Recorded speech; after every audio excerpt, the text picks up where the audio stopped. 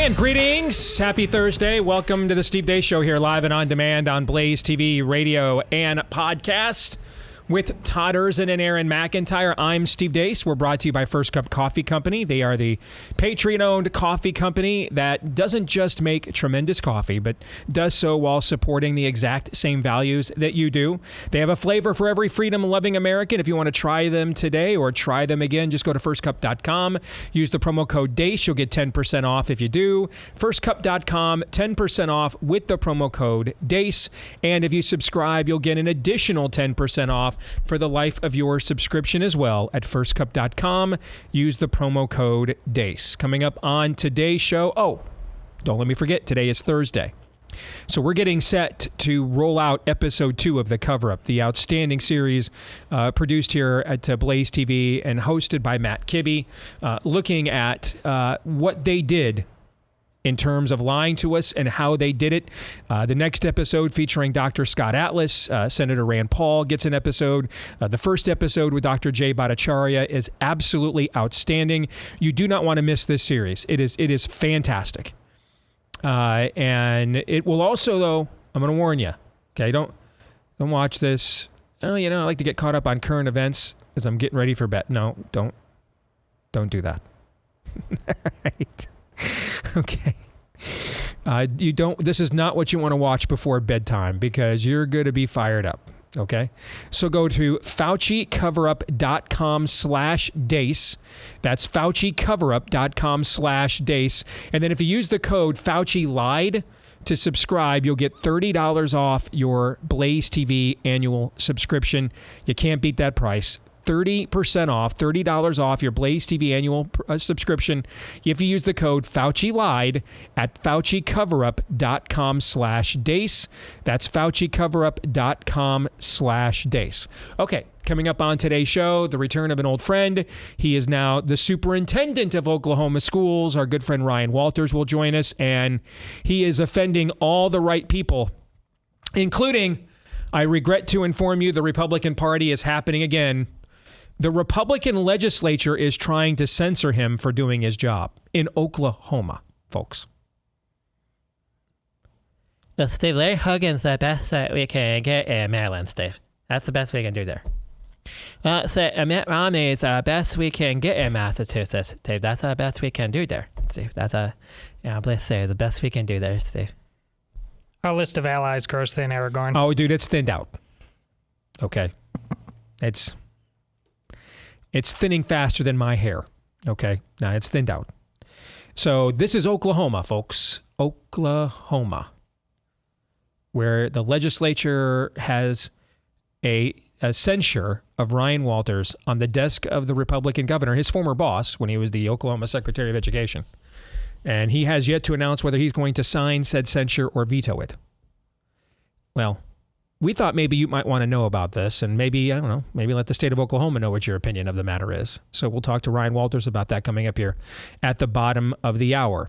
Next hour, we will continue our series for Theology Thursday, looking at the book of Romans verse by verse.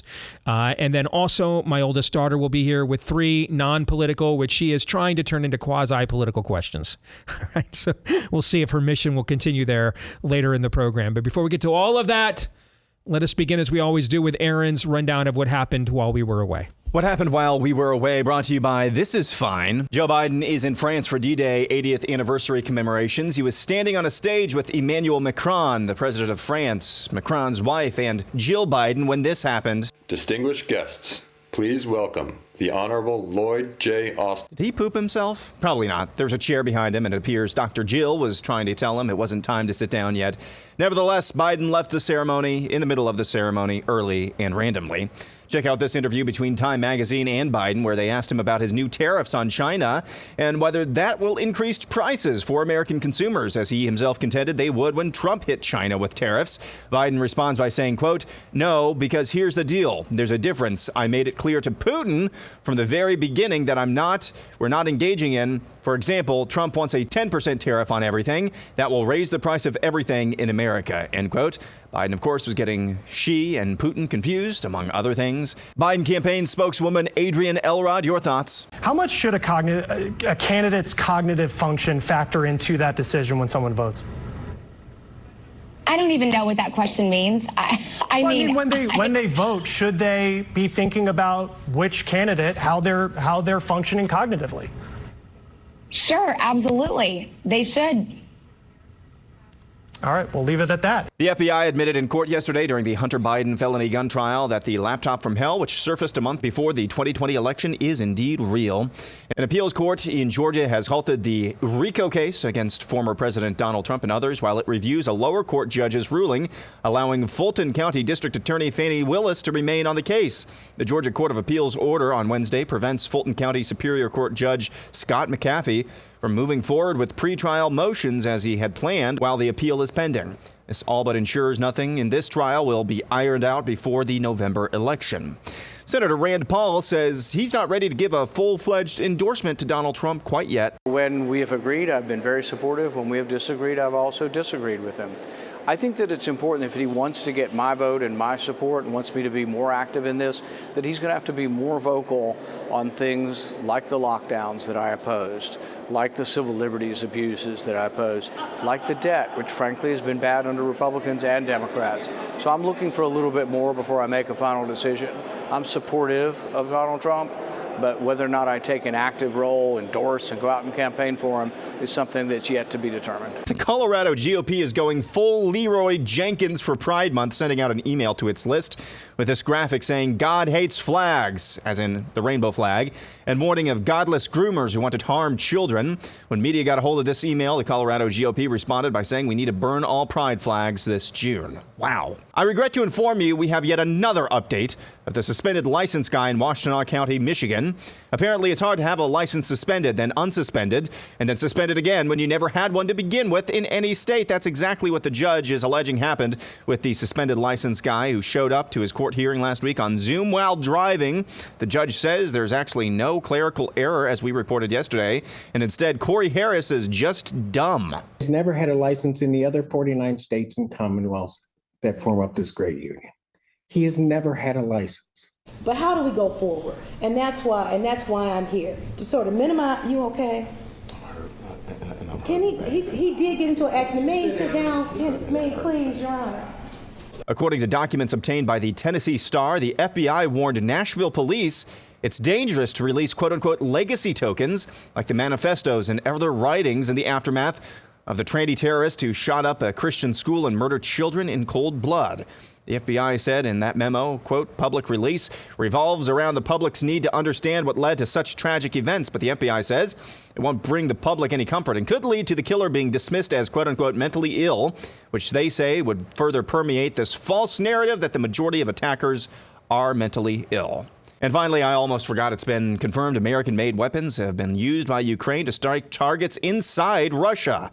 Biden greenlit American weapons for this use recently, so now we're at the closest point to thermonuclear war in the Russia-Ukraine saga as we ever have been. Oh, and one more thing. Giant venomous flying spiders may start moving northward across the Northeast. The large and vividly colored and invasive Joro spider, which is 4 inches long and has legs enabling it to glide through the air, might reach as far north as New Jersey this summer. In past years, these arachnids have been a nuisance in the southeastern United States. Super happy fun times. That's what happened while we were away. So if you've noticed, Anthony Fauci this week has reemerged. He came out from the pus-covered rock from whence he came to do more demonic dissembling at the Congress with the help of many of the Republicans that you elected to save America, of course.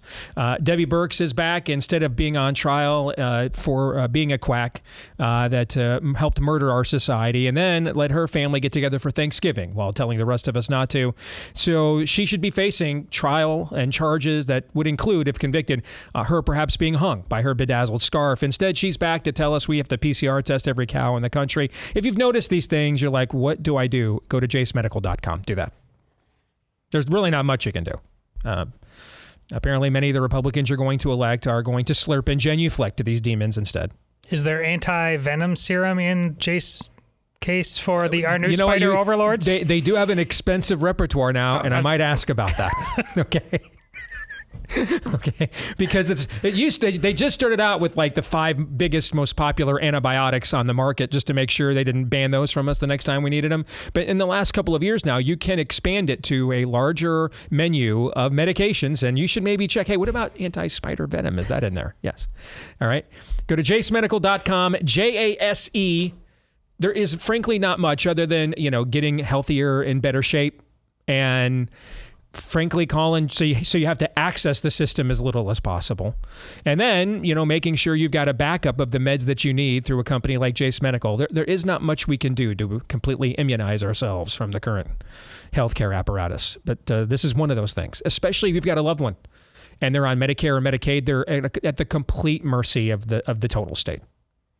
So make sure they've got a backup. You've got a backup. I don't know if they've got anti-spider venom, but for me this time of year, EpiPens are available. And, that's a big thing for me with the bee stings. And, we've all lived through that here in this building the last few years, right? We've been there. Yeah, we have. All right. So there's a lot you can do to customize your Jace case at JaceMedical.com. JASE for JaceMedical.com. And then use my last name, Deace, at checkout for a discount. Code Deace at checkout for the discount at JaceMedical.com. True or false, gentlemen, the biggest piece of empirical evidence of election fraud in 2020 is Hunter Biden's laptop. Rigging, I would call it rigging. Yeah. I mean, I can present what I believe is a compelling circumstantial case. Way too many irregularities. You guys have heard all this before, but because I've gone over this so many times the last 4 years, everybody always tells me that disagrees with me. Well, it's like the people tell you that Jesus never claimed to be God in the New Testament, except for all the times that he did. Okay. Steve, you've not presented any evidence of why you think the election was stolen, except for all the times that I have. By the way, did I think the election was stolen before I'd ever heard of the documentary 2,000 Mules? Yes. Yeah. Way before that. As I was sitting here screaming and opening a spleen with a rusty spoon throughout December of 2020, did I even know what one of the mules was, let alone 2,000 of them during that period of time? No. So I don't need this documentary that apparently now has been completely discredited. At least it has been by Salem, its distributor. That has nothing to do with why I think this whatsoever. But we've gone over all the circumstantial evidence, the irregularities, the fact that we had a massive influx for the first time of mail-in voting, and yet the rate of rejection for being filled out incorrectly was demonstrably lower. No system on earth gets more efficient the more of it we do. That's not how any of this works. Okay, I mean, it just so happens that all the questions come out of the handful of counties in tipping point urban areas of battleground states where Democrats have total control. And remember when they thought Trump stole the election with Russia's help because he won in 2016 in the 4 decisive states by less than 80,000 votes. They won the decisive 6 states by less than 40,000 votes, right? Yes. And it just so happened to be with mail-in ballots in counties they have total, complete control over, right? Correct. So I think that's a pretty strong circumstantial case. Nevertheless, that is a circumstantial case. That's why I paused. This is the most broadly confirmed. Yes. This is empirical evidence. Yes. Yeah. This is the political version of this is a forensic evidence. This is a DNA sample. We took something that would have clearly we cannot calculate what the negative political impact of it would have been. That we don't know the answer to that. Okay. Especially, I can't tell you that in light of what I believe that I just told you circumstantially. You know what I'm saying? Yes. Okay. I mean, it would have made I can't tell you that they would not have been able to do what I think they did, which is just manufacture the outcome they wanted in these handfuls of counties. I do think it would have been harder for them to do it. Okay. You see what I'm saying? Would it have been enough? Would they have run out of paper? Okay, would they have run out of drop boxes and 4 a.m. mail dumps? I don't know, but they certainly would have required more of an effort if this laptop and what was contained within it was confirmed by everybody who knew that it was true from the very beginning. That at least is true. Fair? Yeah. And so that is a piece of election fraud, and that's a clear piece of evidence of it, because all these things that were done in order to not disclose it. The banning of it from all the social media companies. Remember the New York Post, which broke this story. What is it? The fourth largest newspaper in the United States of America, founded by Alexander Hamilton himself, if I recall. Its account was suspended by Twitter at the time, right? Why do all these things? Remember Tony Bobolinsky, remember him, okay? And how he came forth, and this laptop would have confirmed much of his testimony, would have confirmed a lot of other things that we knew. Again, can I sit here as someone who believes they essentially just manufactured the outcome they wanted in the decisive counties? Therefore, can I sit here and tell you that if they had allowed the truth of this to come to full light before the election, that the outcome would have been different? I don't think I can hold both of those positions at the same time. Okay, so I think they become contradictory. So I can't tell you that. I can't say that it would have changed the outcome. I can tell you, though, based on what I think happened circumstantially, it would have made it a hell of a lot harder to pull it off. How much harder? 10%, 50%? All I know is it would have been harder. And that's why they did it. And that's a clear case of election fraud. And in this case, it was the media and the feds, but I repeat myself, working together to make that happen. That's why I believe this is the clearest piece of evidence of election fraud yet. It requires no speculation. It requires no tracking. It requires no any form of projection. It's empirical. You just can see it observationally. Like you can see something on a security camera. Like you can see someone holding up a convenience store hey, is that your face with the gun in the clerks? That's empirical data. It's observational. We can just see it plain as day. This is plain as day empirical evidence of election fraud. Period. Full stop. And you haven't even started to connect the dots yet on two stories on Aaron's montage. Their success in doing this is also the reason why currently American-made weapons are being used against Russia vis-a-vis Ukraine. And that's not even like accidental. That may have been the purpose all along in terms of bearing this thing. The reason Trump was finally impeached on whatever the heck is going on in this reverse Wakanda here. This is dark beyond dark. I agree. I wholeheartedly agree. Which brings me to I want to share something with you. I saw this morning, and I want to thank Ryan Godersky for posting this story. I'd heard it many years ago, but I'd forgotten it and missed some of the details. I want to share it with the audience if I could. President Teddy Roosevelt's son, Brigadier General Theodore Roosevelt Jr., has one of the most incredible D-Day stories. Because I loved the movie The Longest Day when I was a kid. I was a big World War II history buff when I was a kid. And if I remember right, his life is vividly portrayed in that movie. At 56 years old, the World War I veteran. Now keep in mind, life expectancy back then was 10, 15 years shorter than it is today. So, we can look at some great former athletes at 50 years old and say, man, that guy looks like he can still play. In 1944, you did not look at a lot of 50-year-old people and think, well, that guy looks like he could still go. That's Mike Tyson. Looks like he could still go 12 rounds. No. And even Mike Tyson still is 50 years old, so he gets ulcers in a plane, and now they're not going to fight. Because ulcers are what happened to 50-year-old men, okay? At 56 years old, the World War I veteran, who also previously served as Assistant Secretary of the Navy and Governor of Puerto Rico, requested 3 times to lead the first wave of amphibious assault on Utah Beach before permission was finally granted. Under a barrage of artillery fire, he proceeded to lead the men across the beach, returning for their ensuing units. His part of Operation Neptune, and then he led the assault on Utah Beach. At Utah Beach, the tidal currents were so strong that the first 20 landing craft strayed 2 kilometers to the south of the expected objective. Roosevelt, as one of the first men off the boat, immediately assessed the revised situation and is said to have declared, "We'll start the war from right here." He repeatedly led groups from the beach over the seawall and established them inland. His valor, courage, and presence in the very front of the attack, and his complete unconcern at being under heavy fire, inspired the troops to heights of enthusiasm and self-sacrifice. Although the enemy had the beach under constant direct fire, Brigadier General Roosevelt moved from one locality to another, rallying the men around him, directed and personally led them against the enemy. Under his seasoned, precise, calm, and unfaltering leadership, assault troops reduced beach strongpoints and rapidly moved inland with minimum casualties. He thus contributed substantially to the successful establishment of the beachhead in France. 36 days later, on July 12, 1944, Theodore Roosevelt Jr. died in his sleep of a heart attack at the age of 56. General Omar Bradley later said Roosevelt's actions on Utah Beach was the bravest thing he had ever seen. And in a letter to his wife, General George Patton wrote, quote, "He was one of the bravest men that I ever knew," end quote. Now, I'm looking at a picture of this 56-year-old guy, and you know what he looks like? He looks like a 56-year-old dude looks in 1944. That's what he looks like.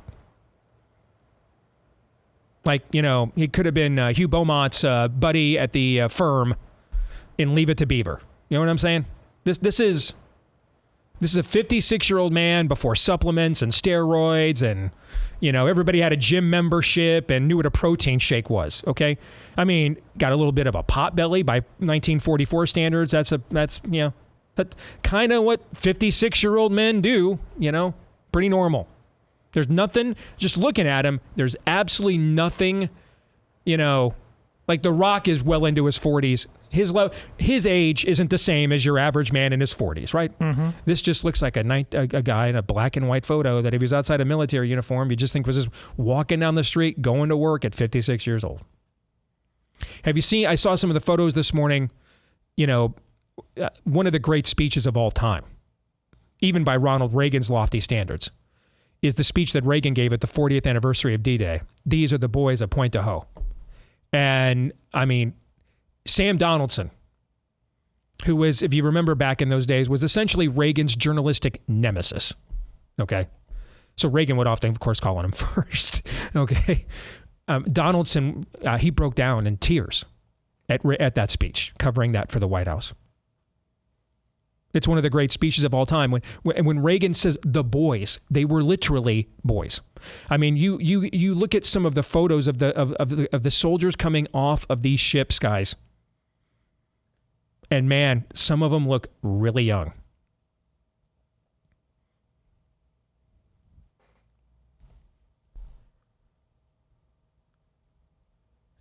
And I bring that up because I think it should, and I want to just talk to the men here for a second. We are blessed to live in an era, or at least not yet anyway, we are asked to do something like what they did to sustain our way of life because of what they did. And also because of the technology and the way society operates today, it's often not necessary to commit to this level of sacrifice in order to be brave. But it is still necessary to be brave. And bravery will require some form of sacrifice. You were meant to do more than punch a clock. You were meant to do more than working for the weekend, lover boy. Now, those things are important. Punching a clock, working 9 to 5 or more. We have women and children that rely on us to do that, to provide for them. But that's not the end-all, be-all of why we are here. It's one of the reasons why.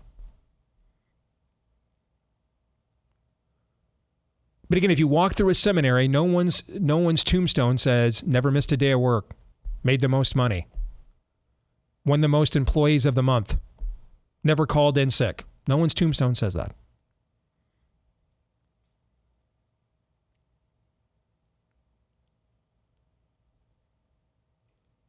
The culture that we are in today, look at what the Colorado Republican Party did, for just in Aaron's montage, for example.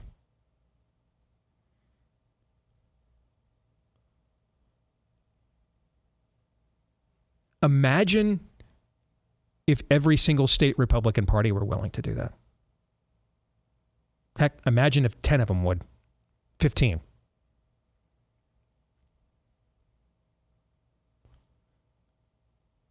I want to challenge the men in this audience, and I'm counting myself among them, and everyone here on this set with me.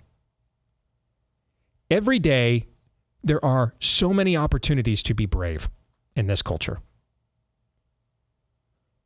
So many opportunities to have your voice be heard, to act on what you believe, to not be silent, to not just look down at the floor and shuffle your feet and then go back to punching the clock.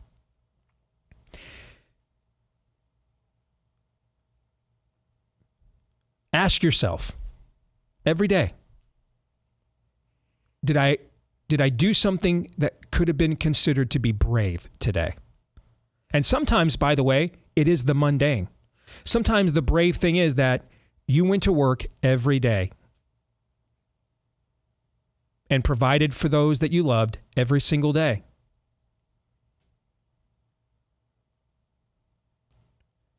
But every day ask yourself, is there something I did today worthy of the calling I have received?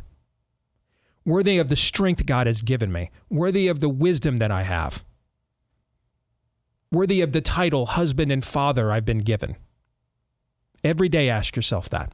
Don't put your head on the pillow every day unless you can check that box. Sometimes that box is as simple as just go in and pray with your kids at night.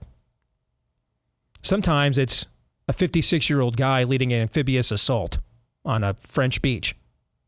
But every day, did I do something that built a legacy today? Did I do something that could be considered to be brave and important today? Did I? Every day. Every single day. And if we just did that, the difference that would make in our culture and our country would be profound. If we don't do that, time is running out. And it may require the kind of act like I just described from Brigadier General Theodore Roosevelt Jr. when there's no other options. It doesn't have to go that way. We still have plenty of freedom, plenty of liberty, plenty of opportunities to speak out and to be brave. I urge all the men in this audience, please take full advantage of them. Because every time I see that episode with Joe Biden this morning, I think to myself, Steve, stop looking at data and analyzing. It's very simple. This country just knows it cannot continue with this. And I want to believe that. And then I remember, but this country locked itself down on a lie. This country masked itself up on a myth. This country toxically jabbed itself over and over and over again. And then demands like no accountability or justice to the people that did this to them. It is entirely possible, therefore, that the dog will return to its own vomit. We can't do anything about that. We can control whether we vote or not, how we vote or not. But where we can take dominion, and I say this specifically to the men, every day you have an opportunity to do something that is brave and leaves a legacy. Every single day. Every day. So that if you die of a heart attack in your sleep, unexpectedly, as Brigadier General Theodore Roosevelt Jr. did. Those are the things that will be remembered. Take full advantage of that every day. Stack those days one at a time. And if you do, one day at your funeral, your children will say, he fought the good fight, he kept the faith, and he finished the race. And then your master will say, well done, good and faithful servant. Every day. More in a moment.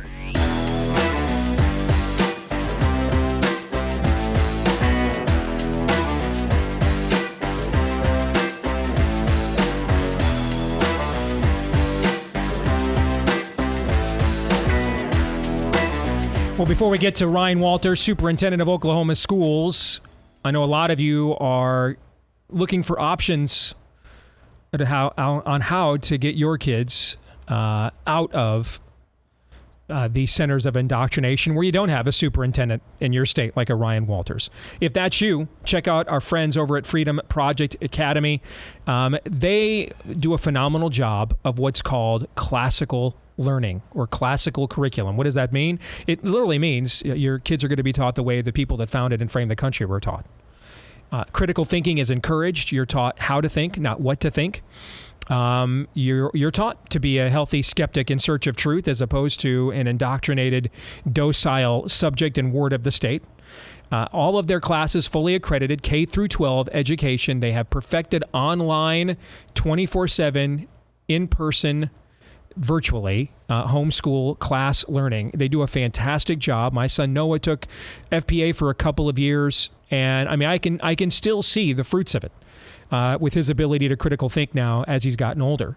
So if you want to get more information, they can give you a free information packet when you go to freedomforschool.com. That's FOR. That's the preposition, not the number. freedomforschool.com. Or you might be, I'm sold right now. All right, get 10% off on your tuition if you enroll today at freedomforschool.com. Again, that is freedomforschool.com.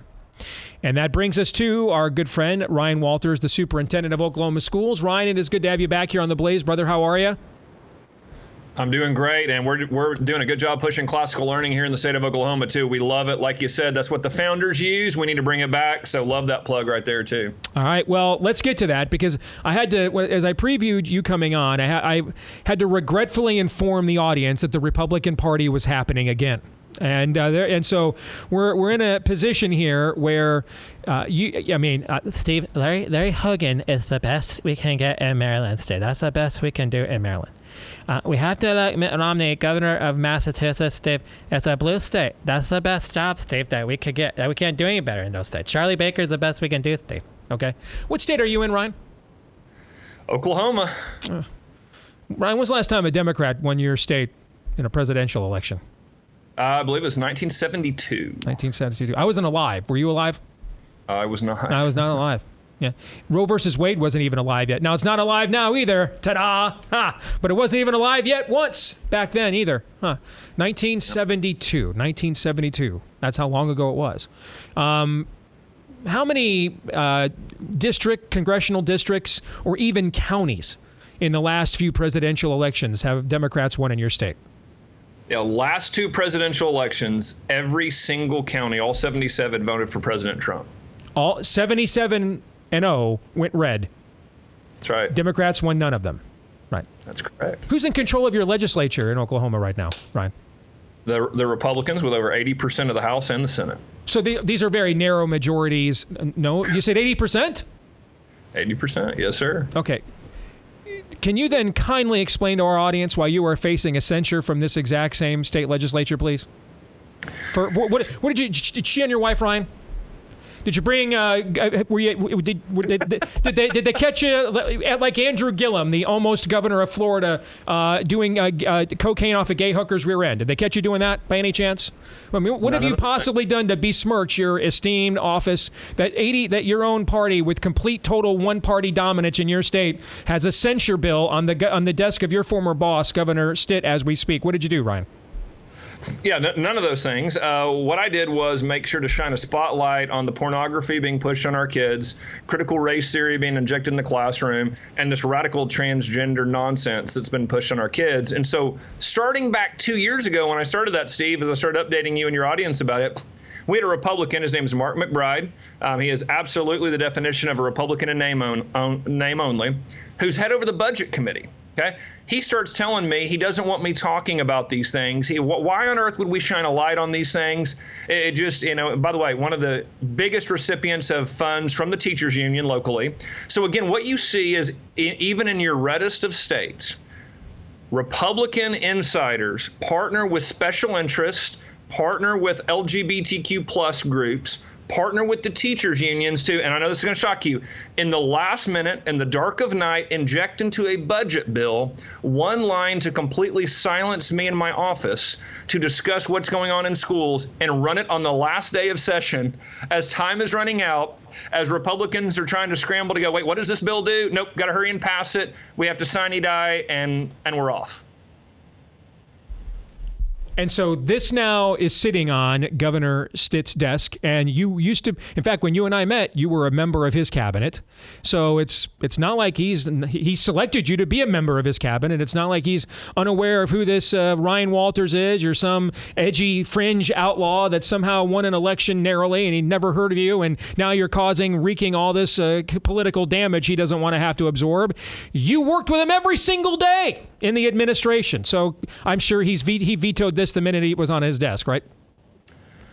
It hasn't been vetoed yet. Now, the governor's got about 10 more days to make a decision here, and we've been, very upfront with the governor. I spoke with him last night and been very upfront with what the damage this bill would do and exactly why it was done the way that it has. It is Republican insiders that hate conservative values, that have partnered with LGBTQ plus groups, radical groups, teachers unions to try to go, hey, look, we got to go back to a time when we didn't have transparency in our public schools. We got to go back to a time where we can't talk about these things. Bureaucrats can hide them. And so we've been very active in saying, hey, Governor, this is what it will do. You've been very supportive of our reforms. We need a veto here, and making sure the public understands these are elected Republican officials who are going to go back to you and claim to be for parents' rights, who are sitting here trying to gut my agency. And by the way, I told my team, I go, guys, this is exactly the way things happen.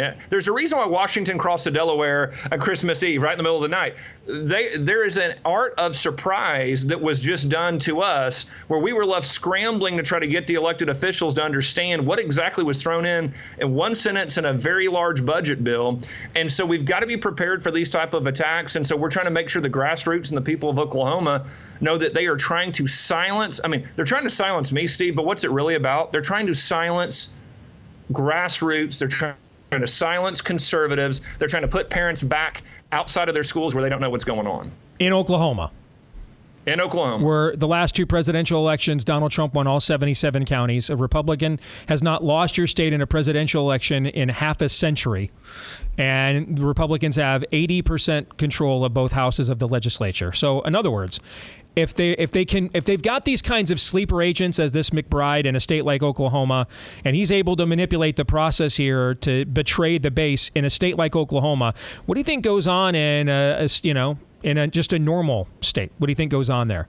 Anytime someone like a Ryan Walters emerges to truly represent us, this is what always happens. Every time Nehemiah tries to rebuild the wall, Sanballat and Tobias show up every single time. And and I appreciate you always shining a light on this, Steve, because that's what I told my team. I go, guys, none of you should be surprised. This is what they do every single time that you see a true conservative reformer come in, start shaking things up. It is your own party. It is your sellouts to the teachers unions, to the lobbyist groups that gun you down. They do this every time. We see it in all states. We see it in the federal government. We've got to be prepared. We've got to push back. And that's where we are making sure that every Republican in the state of Oklahoma understands this is why you can't have nice things. You get elected, you listen to the will of the people, you move fast, and it's your own party that try to gun you down. So if you just heard what I said in follow-up to the story of Brigadier General Theodore Roosevelt Jr., the former president's son, and his exploits on D-Day. And I pointed out that every day in our culture presents opportunities to have your voice heard, to be brave, to stand up for what you believe in. And that thankfully, because of what men like Brigadier General Theodore Roosevelt Jr. did on those beaches 80 years ago today. And also because of the technology and the things that we have available to us today that they did not have back then. That often bravery and the chance to have your voice be heard does not require that level of sacrifice as what those men were willing to undergo on those beaches on our behalf. And that every day there is something we could do every day to be brave. There is something we could do every day to leave a legacy. There is something every day we could do to have our voice be heard. Here is something that you can do today, right now. Everyone absolutely within the sound of my voice. If you're listening to this live right now on the Blaze, if you're listening to this later on the podcast version, hundreds of thousands of people of you will listen to that version later on at some point today. If that is you, We want you to go to this website and have your voice be heard to say, because they're trying to set an example here with Ryan Walters. They see him on Fox News. They see the shine that he's getting. They see the attention he's getting. Courage is every bit as contagious as cowardice is. And they don't want a Ryan Walters in Alabama and a Ryan Walters in Mississippi and a Ryan Walters in Texas and a Ryan Walters in all these other red states where it's inconceivable Democrats could win. All right, they don't want that. They want to make an example out of my boy here. They want to put him down so that the rest of you are like, see, you really can't change the system, so I guess all I can do is just vote for all the Republican squishes and watch the world end. Wrong. So here's what you can do right now. You can slap back at these people. Ryan, what is the website people can go to support you if they want? There's a website called Wanted Ryan Walters, since we are the most wanted by the radical LGBTQ plus groups. What a great name. So yeah, wantedryanwalters.com is a petition to sign go to the governor's office to let them know that you don't stand for the censorship of a statewide elected conservative who is out fighting for parents' rights, for conservative values unapologetically. And we're not going to stop. But this is an opportunity for the grassroots to speak up and go, we will not be silenced by rhino sellouts. All right, I'm going to go to this website right now. WantedRyanWalters.com is what it is, which is a great name, by the way. If you called me, if you had done what Media Matters claims and called me the night before to plan this whole thing out, I'd have not come up with a better name than WantedRyanWalters.com. That is a phenomenal name. So I'm going to fill this thing out right now, and bam, I'm in. You can do that. Because I'm just telling you guys, there's a reason why in states like Wyoming, where if they see someone that identifies as a Democrat on the streets of Laramie, they call 911. They don't know what that is, okay? There's a reason why those states are not nearly as red as all of these deep blue states are as communist blue. And it's because every time someone like a Ryan Walters emerges, they do exactly what they're trying to do to Ryan Walters in Oklahoma right now. We have to stop this, okay? If we can't turn the red states actually red, there's no hope for the broader country, okay? So before we start arguing about whether to vote for Larry Hogan in Maryland or not, okay, or whether to vote for Lisa Murkowski in Alaska or not, okay, those are frankly waste of time arguments in my opinion. This one is an argument we have to win. So go to WantedRyanWalters.com. WantedRyanWalters.com is where you want to go. Ryan, before we say goodbye, anything else that you want to say to the audience?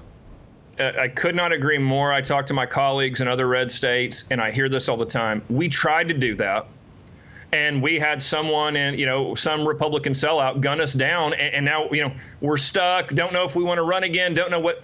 We have to get good candidates elected in red states, and we've got to show America how this is done. Run as a conservative, govern as a conservative. Our values work. We are seeing tremendous success here in the state because you know what? These conservative principles work in practice, and we need much more of that.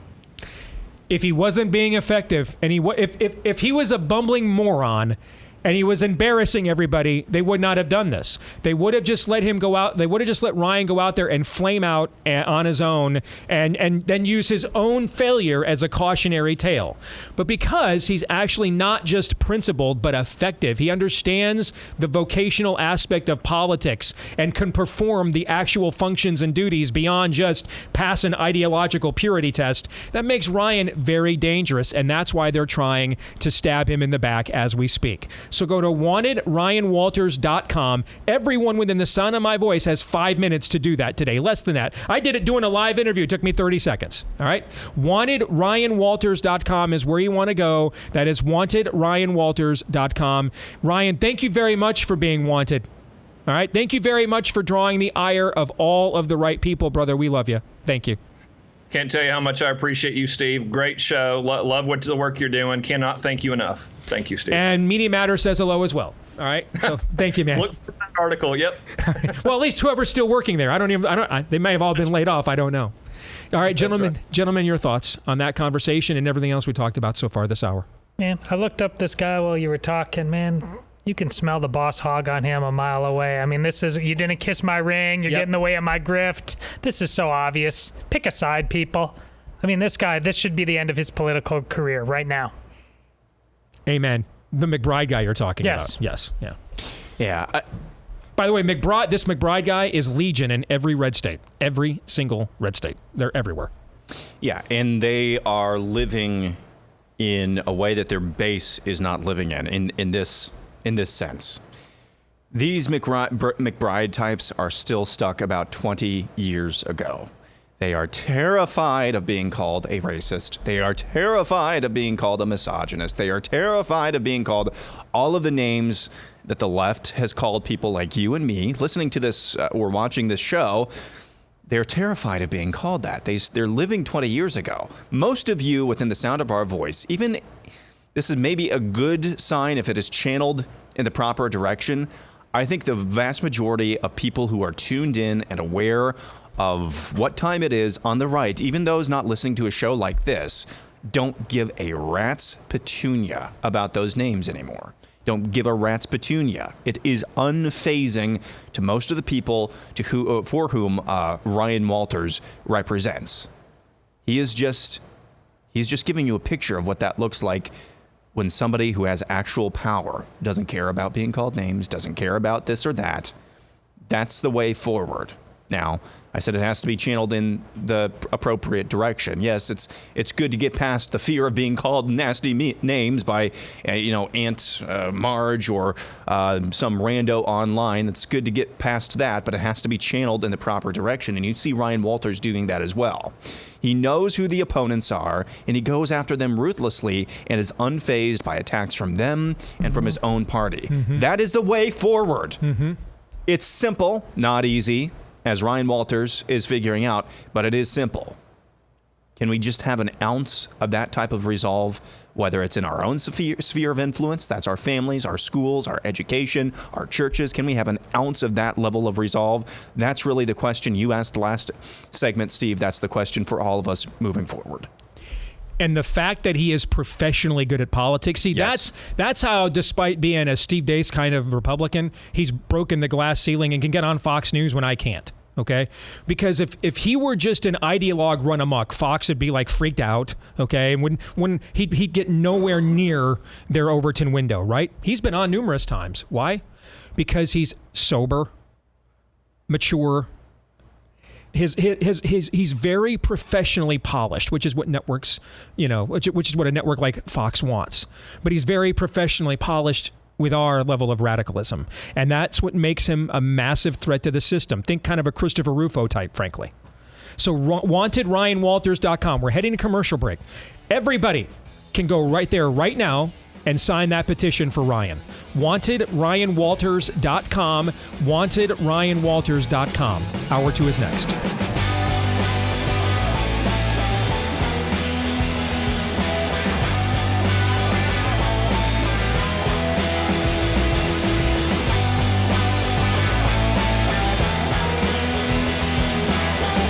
All right, back here with Hour 2, live and on demand on Blaze TV, radio, and podcast. Steve Deace here with Todd Erzin and Aaron McIntyre. And don't forget that website you want to go to tell Governor Stitt to stand by his own man. I mean, Ryan Walters got into Oklahoma government because he got appointed Secretary of Education by Kevin Stitt. Then he got elected superintendent by the people. He's only doing what Kevin Stitt wanted him to do when he made him Secretary of Education. So he should have line item vetoed out that censure 5 minutes after it arrived on his desk, let alone waited how many days now. So if you agree, go to wantedryanwalters.com. I'm already getting emails from those of you that have done so. Appreciate it. Thank you. Wantedryanwalters.com is where you want to go to sign that petition. That's wantedryanwalters.com. Now, daceforhillsdale.com is where you want to go if you want to learn more about one of the few universities left in America trying to hold the line on preserving American liberty. A place where students can debate ideas openly and honestly, where they can pursue truth together with their professors, and where America's great heritage and legacy is studied and revered. And this happens at Hillsdale College. As stated in its founding document from 1844, Hillsdale's original mission remains to offer the kind of serious liberal arts education needed to preserve the blessings of civil and religious liberty across the land, whether that's on its campuses in Hillsdale, Michigan, or in Washington, D.C. It helps with this mission. It fights this mission all over the country. If you want to learn more about Hillsdale College, take some time today to watch an outstanding video at dace4hillsdale.com. It's only about a minute. Dace4Hillsdale, F-O-R, dace4hillsdale.com. Again, dace4hillsdale.com. You can let us know what you think about what we think via the stevedeace.com inbox. steve@stevedeace.com is the email address. Like us on Facebook, we, and Gab. You can follow me at Steve Deace Show on Twitter, Getter, Instagram, and TikTok. You can also, if you like the podcast version, leave us a 5-star review. Thanks to each and every one of you who has. You can also, by the way, hit subscribe, or if you're on iTunes, follow. And that way, every time we do a new episode, it will show up in your feed every single time. And we thank all of you that have done that for us, too. We continue on with our verse-by-verse Theology Thursday study of the book of Romans. And we come now, we're going to finish chapter 1 today. Because we're going to take, beginning in verse 18, the rest of these verses are essentially one singular message. We'll still break them down verse by verse, but we're going to discuss them as one singular message. And over the years on this show, this might be, guys, is what we're going to talk about here today, maybe the most cited scripture, either directly or indirectly. Yes. In the history of our show, yes. Is what we're about to talk about. There's a reason why. Yes. Multiple reasons why. Up until 3 or 4 years ago, there were probably some other contenders for the top, but I think this is definitely raced to the lead, yes. And so you guys, I'm sure you've heard us use the phrase Romans 1 judgment, okay? We've used that quite a bit. What does that look like? Maybe you've never gone back and looked at those scriptures and looked specifically at what we are talking about. Well, today you're going to learn specifically what we have been talking about. So I'm going to read this chunk of scripture as one block, and then we'll go through and break it down verse by verse after that. And you'll see this is essentially one message from Paul. So Paul writes, beginning in verse 18, "For the wrath of God is revealed." Now, you could just stop there. How many times have you heard the word wrath in a church in modern America these days? "For the wrath of God is revealed from heaven against all," some, most, all, "ungodliness and unrighteousness of men, who by their unrighteousness suppress the truth. For what can be known about God is plain to them." What does that mean? Well, let me give you a practical example. I've made this example before. Has there ever been anybody working with a hammer and a nail, and they hit their thumb instead of the hammer, or instead of the nail, and they screamed out, "Confucius, man, I can't believe it"? Anybody ever done that? Don't think so. Ever.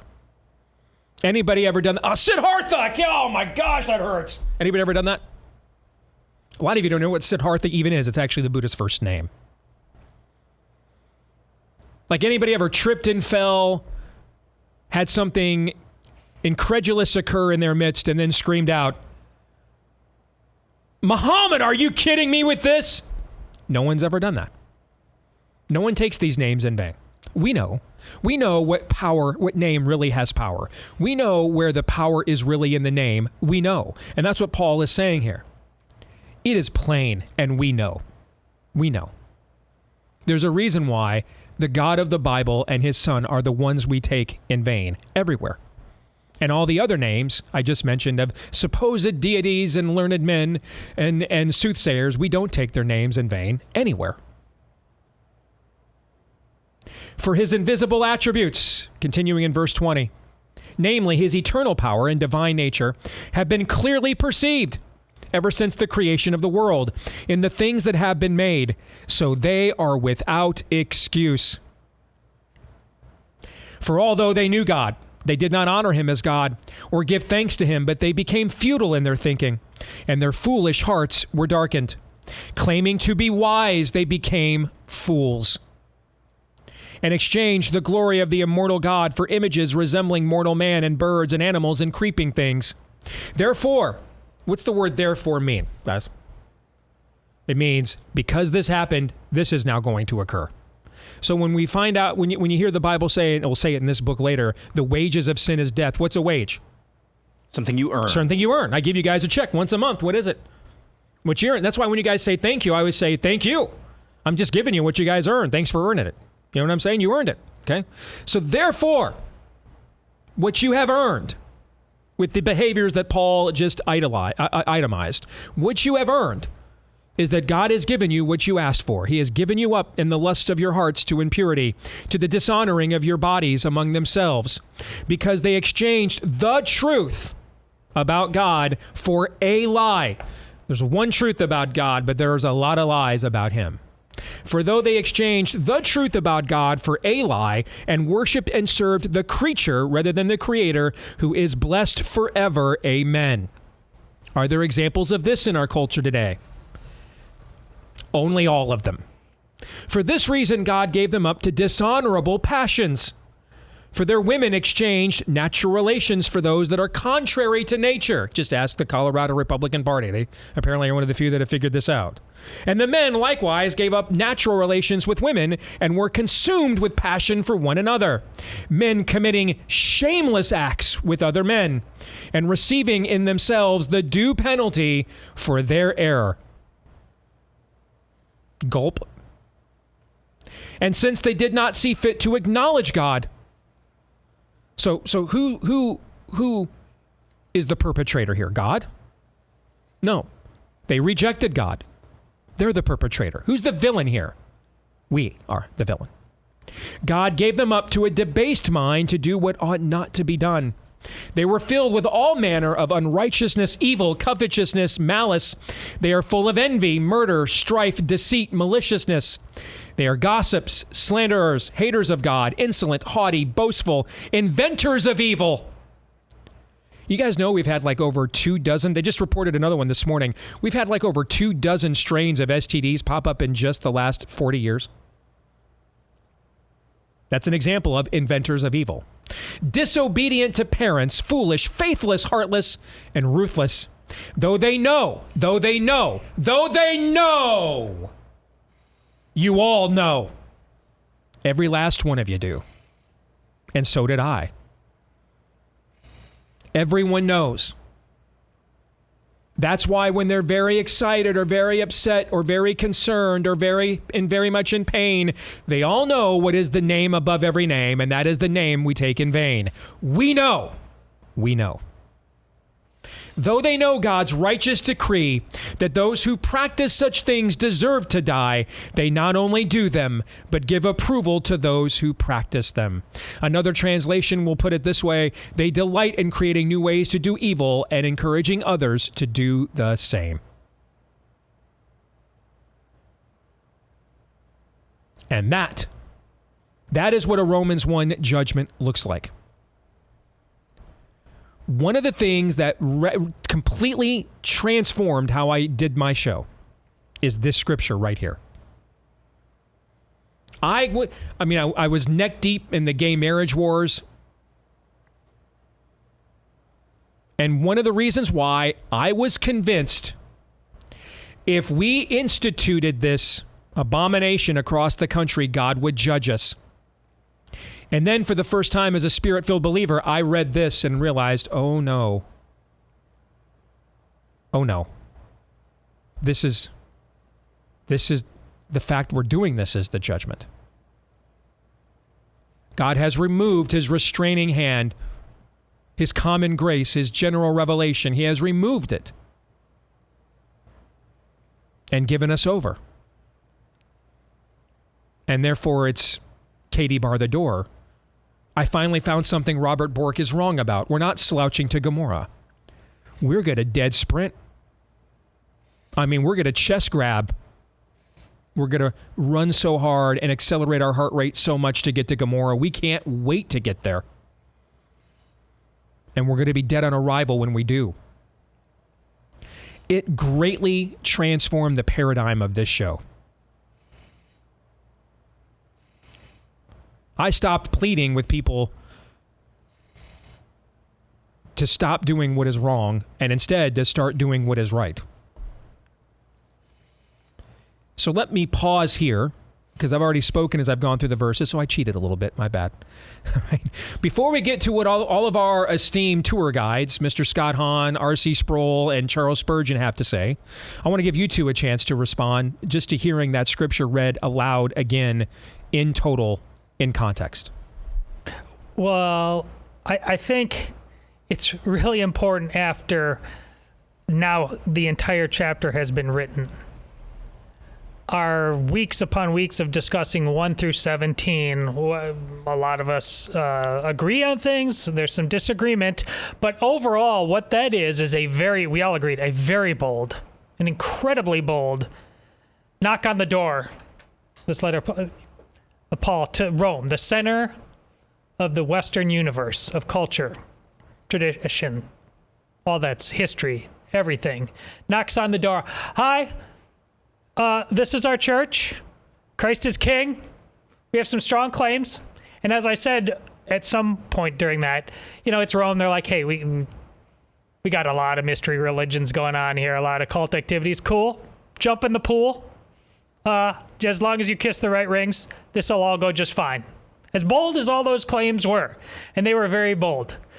But overall, had it just stopped at 1 through 17, they're like, yeah, go on. And then this is where it's like, can we go on with the second part of our speech? Okay, go on. Now let's talk about you for a second. We told you about our church. Now we'd like to talk about you. Mm-hmm. And it's like, come again? Mm-hmm. This is some old time religion. Yeah, this is. I'm not just saying what we're going to do over here, and you're free to ignore us. You're never going to be free to ignore that this is our church and that Christ is King, because this is who you are. That's these two are the symbiotic relationship of what's accomplished, first half, second half, and how they give weight to one another is really, really important to understand. Aaron, there's no way. This is why I've always said, find out if the church you're going to or want to go to, what they've done with this book. Because the scripture we just read, there is no way to church consult this one. There is no way to nice that up. There's no way to dress that one up and with a winsomeness and a tongue in cheek. All right, that is going for the spiritual throat right there, cut and dried. It is what it is. Period. Yeah, and we will get to that in just a moment. But I think what's interesting here, to piggyback on what Todd was just talking about, Paul does here the right side up, righteous version of what the spirit of the age every single day, especially in this month, is doing the upside down demonic version of. Correct. They're coming to us saying, no, your God is dead. We're killing him right now. They're trying to say that. Of course, they are suppressing the truth in their unrighteousness. But they're doing the exact same thing, at least the inverse version, the upside down version of that. Every time there's a drag queen story hour, every time your favorite local school board member tries to save a pornographic book so that kindergartners can read it, every time you see one of these outcroppings of just upside down, stinking thinking, demonic thinking, that is the spirit of the age attempting to do to this culture the inverse, the upside down version of what Paul accomplishes in the verses, the passage you just cited with Romans. He is saying, positively saying, there is one God. He is righteous. His anger is kindled. And y'all are the men and women. Thou art the men and women here that he's talking about. It's pretty badass, for one thing. But as we get into kind of breaking this down bit by bit, it's not only badass. It is. You asked a little bit ago what, having listened to this again, read this again, what's your reaction hearing it again? And I think if you don't have a reaction of, oh crap, after hearing this, no matter how many times you hear it, how many times you read it, if you don't have a reaction of, oh crap, I need to go poop my pants here, just a little bit. And your name's not Joe Biden. And your name's not Joe Biden. I think you need to check your soul, maybe. Now, here's the thing to remember. I mean, some of the most inspirational and soaring rhetoric in all of the scriptures is going to be found in this exact same book. Like Romans chapter 8, for example. Romans chapter 8 is like a pre-Rocky Balboa fight level, Newt Rockney win-win for the Gipper level of inspirational, spiritual, go get 'em that could possibly be written. And that's why this is why we have to just let the scripture speak for itself. Because to everything, as the scriptures say, there is a time and a season. Paul, the man who just wrote these words, he will write later on in this same Bible, mercy triumphs over judgment. He will, in this same Bible, call for believers to have a great amount of grace with one another when it comes to practicing cultural customs and which ones to participate in and which ones not to, and to err on the side of grace and not legalism. And see, here's the thing. A lot of us didn't have a good dad growing up. If you did, or you're trying to be a good dad right now, chances are, if you had a good dad, here's what you remember about your dad. There were a few things, if you did them, man, he will make you wish you never did. But then the rest of the time, he was the rock. He was your best friend. He was the person you knew you could rely on. Where does that instinct come from? From your Heavenly Father. There are some things. Don't do those things. There's like 10 of them. Okay? Don't do those. And when we do those things in the Word, do we not see God punish those things and reconcile those things? Yes. That's called wrath. Yeah. But the ultimate heart of God is expressed on the cross by what Christ did for us. Same instinct. If you're trying to be a good father now, that's probably how you govern your home. You probably have a few meta rules. And your kids know, don't do that. And when they tested you and tried it, you let them know you failed. That is a test you will not win. That's a nope. That's a negative, Ghost Rider. Not happening. But beyond that, they also want to know every day, can we play catch? Can we go for a ride? Can we have a daddy-daughter date? You see what I'm saying? Okay? There's a balance there. That you are the ultimate disciplinarian, but that you are the protector and defender at the same time. And if you do your job right as a father, more often than not, you'll get to play the role of protector and defender than you'll have to play the role of disciplinarian. Now, no one can be a better father than God, correct? Correct. And yet there are moments that he also has to play the role of disciplinarian. He doesn't always get to play protector and defender. There are moments where he needs to take his belt off and break his foot off and use something proper. What you just heard is one of those moments. Here's the problem. The American church only shows you the stuff that'll make you feel good. And so this is all taken out of context. In our small group last night, we're studying John, the Gospel of John in our small group. And we did John chapter 8 in our small group last night, where Jesus looks at the Pharisees and says, I have many things to say about you and many things to judge. Well, since in John chapter 7, Jesus says he's the one that God's going to let judge, that's not good, right? Yes, that's the same Jesus, though, that laid his arms out wide and let nails go through his feet for those exact same Pharisees that are shunning him. For us. If what's happening in our culture right now is not a time for this kind of rebuke and teaching, then I don't even want to contemplate where the culture will go before that it actually is. People need to hear now. They've heard enough about the love of God, the buddiness of God. They've heard it all. Except they haven't heard about the holiness of God. And it's time for some of that old-time religion again. When you look at what Spurgeon has to say, when Paul talks about the suppressing of the truth in their unrighteousness. What does that mean? Spurgeon says they will not let the truth work upon their hearts. They will not allow it to operate in their minds, but instead will try to twist it. If they can't ignore it, we'll try to twist it and use it as an excuse for sin. Do we not see obscene examples of that every single day in our church today? Or in our culture today, I should say. Gentlemen, I'll turn to you next. Well, thoughts either from your tour guides or what you think? Well, I think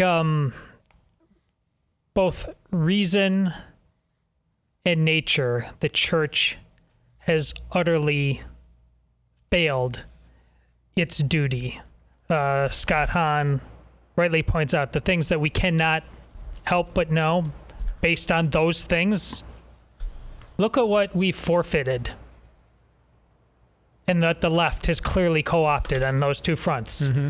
Reason, education, and nature, environmentalism. Mm-hmm. We do have the sexual revolution is an example of worshiping the creature, because we are the highest created being. So the worship of our own experiences, our own sensations, and putting that ahead of everything else. Yes.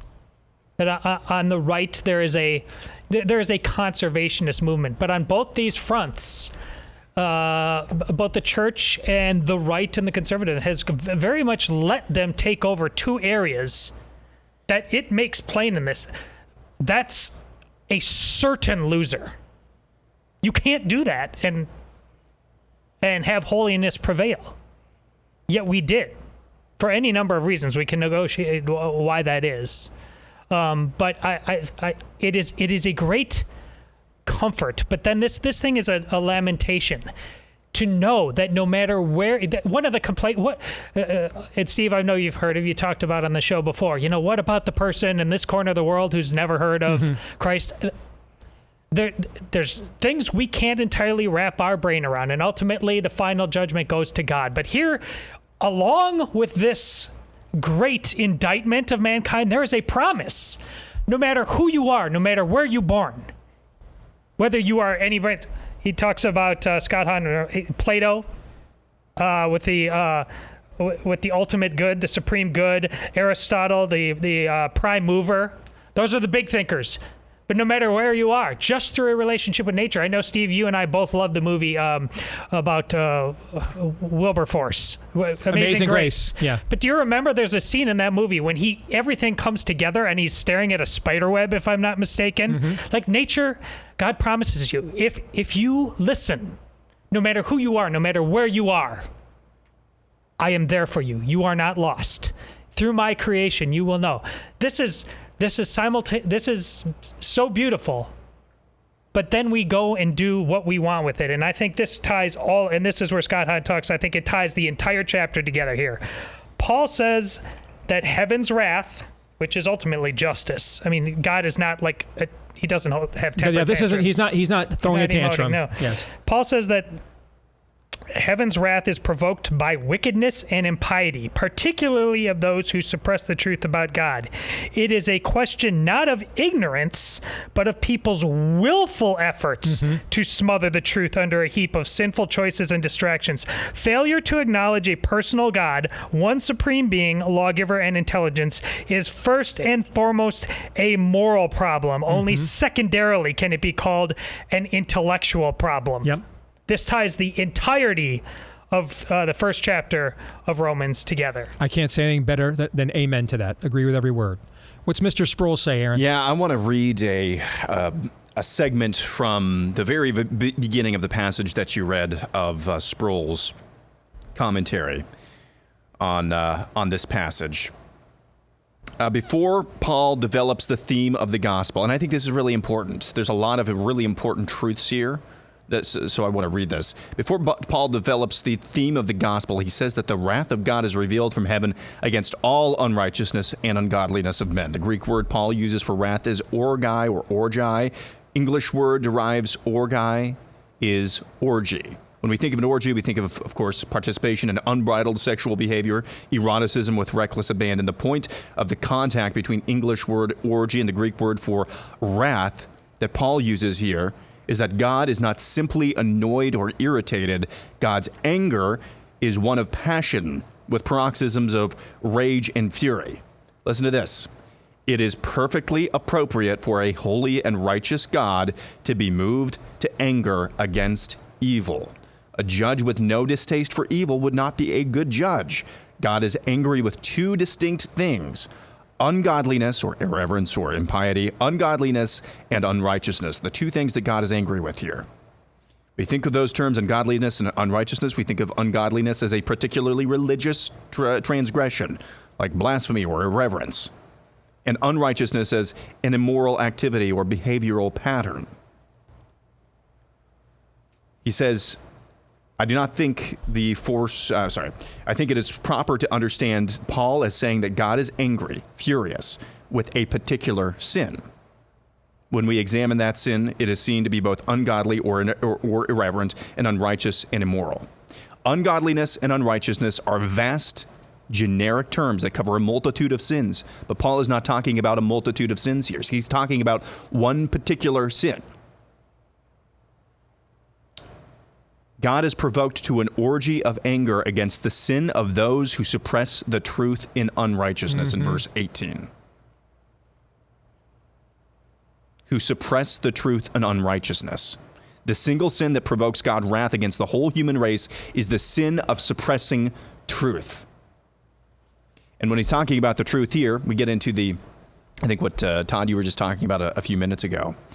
And you get into the definitions of what does suppressing mean. What is being suppressed here, Paul tells us? Because what they may be known of God is manifest in them, for God has shown it to them. Paul is not talking about special revelation from Scripture, or in that time the letters or the teachings of that time. He's talking about general revelation here, or what we call general revelation. He's talking about the ungodly world. They are the ones in this passage that are suppressing the general revelation. They know what they're doing. Mm-hmm. They know what they're doing. Deep down inside, sometimes we look at sin here, and yes, people can be so lost in the sauce, if you will, of their sin. But at the very nascent stages, everyone, the Imago Dei is upon us. They know what they're doing in their sin. Now, where this becomes, oh crap, we've got 45 seconds left. All right, let's pause, because you know what? I'm going to make an executive decision. Because if we've got Scott Hahn and R.C. Sproul, all right, exegeting the exact same thing out of this verse, we got to take full advantage of this, okay? And I want to make sure you can make your full point, Aaron, because I think it has broad application in our culture right now that we can drive this home from the theoretical to the applicable to everybody in this audience. Yep. Okay? So we're going to do that, and we'll move 3 non-political questions to the overtime today. All right, we're going to do that when we come back. Stay tuned.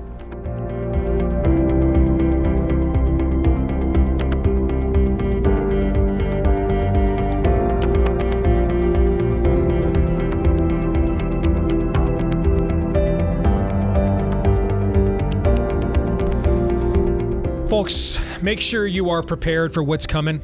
I mean, we just had a president of the United States show up at the 80th anniversary of D-Day, just completely out of his mind. I mean, he couldn't keep his eyes open, didn't know when to sit down, didn't know if he had a chair, to the point that his wife literally, like with a child, had to grab him by the arm and walk him off.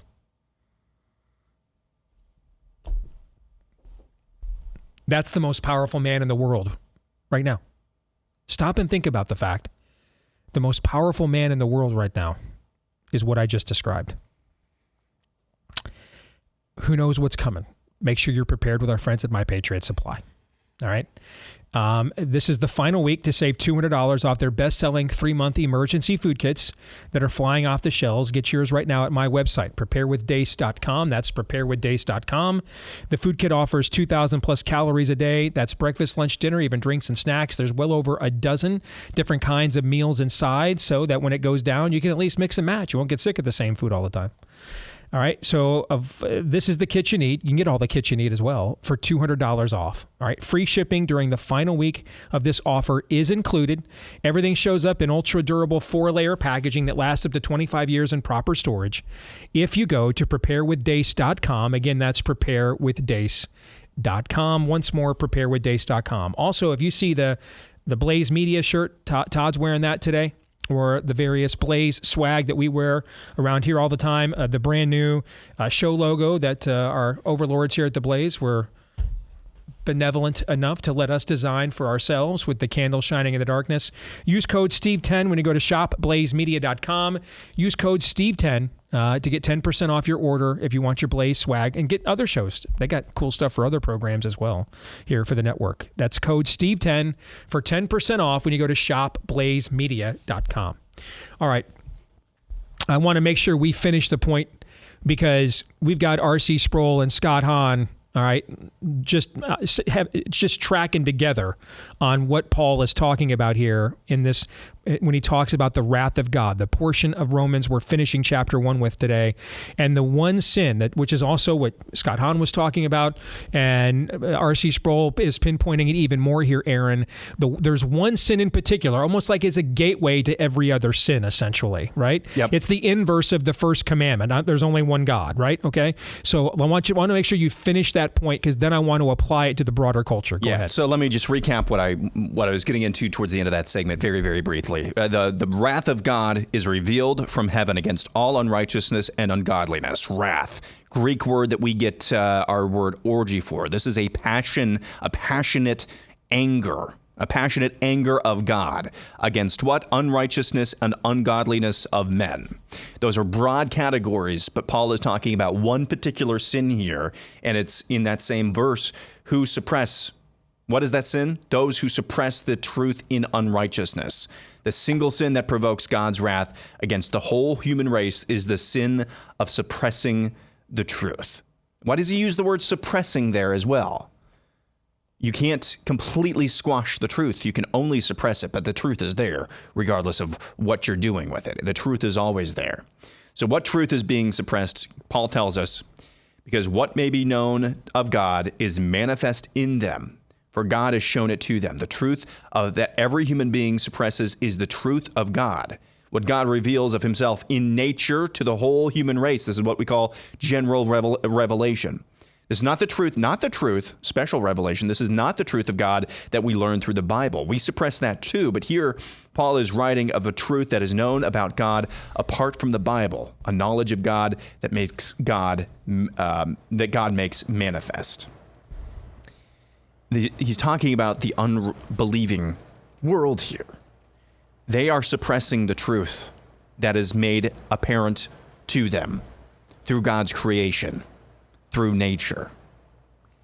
Everybody, every single human being, when we sin, we are denying the truth of God. What he's talking about here is the unbelieving world. We should not do that as believers. We do have the Holy Spirit inside us. He's talking about the unbelieving world. They still know the truth. They know that what they're doing is a denial of that truth. But then they take it even further. And he gets into that in the closing parts of this chapter. So, again, we suppress the truth as well. We were just talking about that earlier this week, weren't we, Steve? Mm-hmm. Pastors self-editing. That's where I was going to start. This should be terrifying. Yes. The orgy of anger that God has for unbelievers who suppress the truth. How much more do you think he has for those who suppress and self-edit the special revelation of God? That should be utterly terrifying. And there are other passages in the New Testament that get into that. But that's what I was talking about at the very beginning when we were doing our general reactions, about talking about those who suppress the truth, the special revelation of God as well. We do suppress that. And that should be terrifying to all of us, because if God has this level of anger for the unbelieving world's suppression of truth, what are we doing self-editing over here? As you said, Steve, how many people will actually preach Romans 1? How many churches will actually do that? Not enough. Let's just say that. Not enough. That is a version of suppressing truth. Yep. It's not the same truth that Paul is talking about specifically here, but that should be terrifying. All right, I want to expand this into practical applications in our culture today. After I tell you about our friends over at realestateagentsitrust.com, we have some new neighbors on our street for like the first time ever. There used to be constant movement in our neighborhood prior to COVID.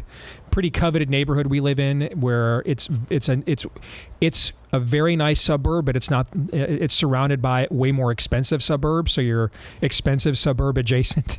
And so it used to be really hard to get a home in our neighborhood. Now it's really hard to find a home that people want to sell, because of the uncertainty of the real estate market, the huge increase in interest rates and what that's done to mortgage payments and everything else. So make sure you've got an agent that you can trust to guide you through this process. And we're going to help you find one when you go to realestateagentsitrust.com. Name kind of says it all. We'll hook you up with an agent whose track record we have verified for its success. We don't just pick anybody.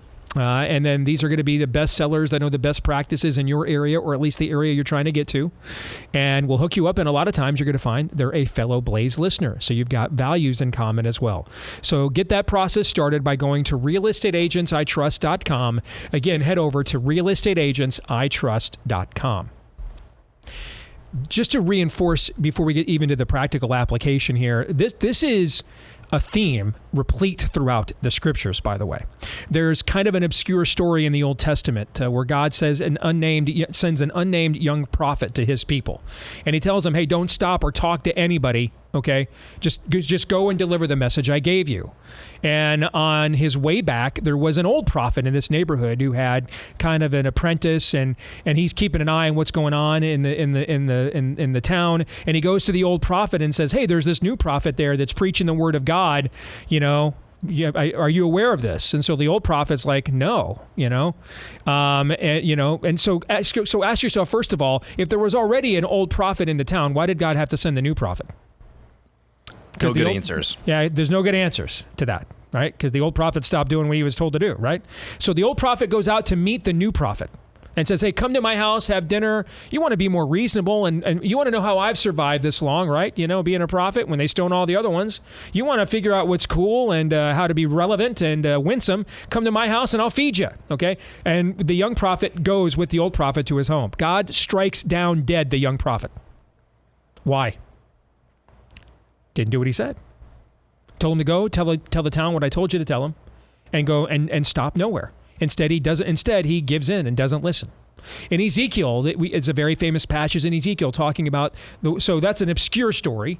Here's a more well-known, talking about the watchman on the wall. And that, yes, God says through the prophet Ezekiel, I will punish the people for their sins, but you watchmen on the wall who did not stand up and speak to the people when they went down to the valley of Ben Hinnom and they threw their babies into the fire, when they built their altars and did not come to the temple as they were told, and they did not keep the feast and they did not keep my word, I will punish you as if you were them. In the New Testament, maybe the most famous verse in all the New Testament, for God so loved the world that he gave his only begotten son, that whomsoever will believe in him will not perish, but have eternal life. That's from a conversation Jesus has with a Pharisee named Nicodemus. At one point, Jesus looks at Nicodemus in John 3 during this conversation and says, you are Israel's teacher and you do not know these things. In the New Testament, does Jesus argue with the Romans and the pagans about how their Greco-Roman theology is wrong? Does he spend his time arguing with them? Does he argue with the leaders of the pagan religion? No, he argues with the leaders of his. Peter will write later in a letter, it is better to not know God's law and than to know it and then disobey it. So what you're talking about, this theme is everywhere.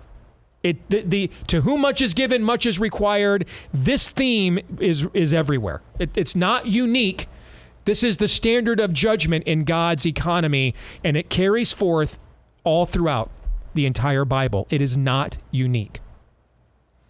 And then later in Revelation, at the final judgment, when the beast and the false prophet are cast into the lake of fire, there is a list of those who are cast into the lake of fire for all of eternity, irredeemable with them. The first kind of people listed, you guys know who it is? Cowards. Cowards are the first people listed. Cowards are. You know, the kind that would take God's word and self-edit and not tell you what God says not to do, so that you go and do those things, endangering your own soul, and therefore they've endangered theirs too, because they didn't want to tell you what God told them to tell you.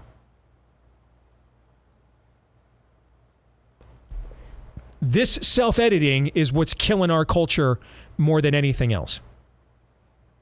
We can't combat cancel culture and academia indoctrination and media bias and all the demonic manifestations of what their attempt to suppress the truth and their unrighteousness looks like. We cannot combat that if our own institutions suppress the truth as well in their own way. That's why I said on the show the other day, the greatest chasm in our culture is not populist, globalist, left versus right. Those things, Christian versus pagan even, those things are very important. But the most consequential fault line in our culture is those who will seek objective truth and act on it, who even want to know what it is. And look at the way this is manifested in our culture. Instead of looking at the heavenlies and wondering who made all this, who created all this, go to what you mentioned earlier, Todd. All a random process and chance, none of it matters. Your life is purposeless, has no meaning. And oh, by the way, we're going to make sure this planet with no meaning is uninhabitable in the next 10 minutes with our carbon emissions. Right? That's kind of a form of what we're talking about here. You'd be able to beat that if the church was not collectively embarrassed by the Genesis narrative. But it is, so you can't. Because we're going to suppress the truth in our unrighteousness in our own uniform. We're going to do that too. Basically, what the church has done in modern America, you're the guy wearing the Harrison Butker jersey today, Aaron? Yeah. Basically, what the church has done here is when Harrison Butker comes out at drive stalls, he comes out for a field goal, right? Mm-hmm. Right? Comes out with his holder, right? Imagine if the long snapper and the holder, instead of going to the uprights that would score points for the Chiefs, they actually went out to the other uprights and kicked the ball through the other team's uprights and gave them 3 points instead. Right? Yeah. Scoring points might be offensive. Yeah, that's what the church has done. We score points for the other team. We're ashamed. You know, Paul says earlier in Romans 1, "For I am not ashamed of this gospel." We are ashamed of it. We are. Our churches are. They don't trust in it, don't believe in it. We have to modernize it. We have to cute it up. We have to make it trendy and winsome and go viral. It couldn't possibly, a lion couldn't possibly defend itself if let out of a cage just fine. It couldn't possibly do so. You need to put a bow on that mane, dress it up nice, maybe, take those sharp teeth and level them off a little bit. We do this. And that's why we are losing. Todd, I can see that you were anxious to chime in. I want to make sure you got time to do so. Go ahead. Well, I just want to echo what you said. I mean, this is what I said earlier about abandoning reason and nature to the secular experts. This is what Scott Hahn says happens, exactly what Steve says. Rejecting the natural knowledge of God, again, that is reason and science, reason and nature, that's what that means, has debilitating effects on the human faculties, including the intellect. People who are otherwise rational begin to lose touch with reality. Their capacity to see the truth about God and themselves becomes darkened when they shield their minds from the light of divine revelation refracted through creation. We cannot silo our existence the way we have in the modern world. It's not a preference. You can't do it. That's exactly why Steve happened. It's not like some accident. Oops, I just got this. All right. It's fate, that field goal analogy. It's fate. You will turn around and do the exact opposite of what you were created to do. It is destiny, because we are meant, mind, body, and soul. We are meant to work together in relationship. And if we make ourselves too sedentary, and this is, hunter-gatherers, agrarian, exercise, but outdoors, some way. If you are not a body that is somehow manifested its godly intent, you won't be able to think correctly either. That's what this is saying. And you will turn around and kick the ball in the wrong direction. Guaranteed. If you take this essentially what we've done here the last few weeks, going through these verses, is on one end, you either live by faith, or what we're describing here is what happens when you don't. Or you put your faith in the things of this world, or the prince of the power of the air of this world instead. That's essentially, this entire block of scripture is an anathema to what, the fruit of the Spirit, what that looks like, that Paul will describe later on in the New Testament. Yeah. That's where these two kingdoms are at war. They are not reconcilable. So it's not an accident that homosexuality and wokeness are tied together. Correct. It can't be anything but that. And it's not a coincidence that they emerged right as the church was abrogating its influence in the culture, because they cannot coexist. One will rule and one will be put into the intellectual ghetto. And we can see which one is ruling now and which one is being subordinated now. And it's the church by its own volition. Romans 8:28.